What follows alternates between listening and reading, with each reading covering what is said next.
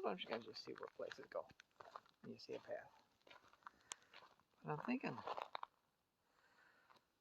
somebody was doing some target shooting here or something. Because you couldn't pick up your empty cases, shells, and bring them home though? Like, seriously?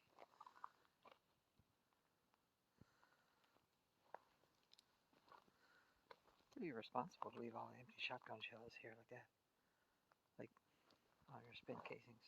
Seriously? Like, you couldn't pick anything up as you're going? It's not like you're spread out hitting the bush or anything.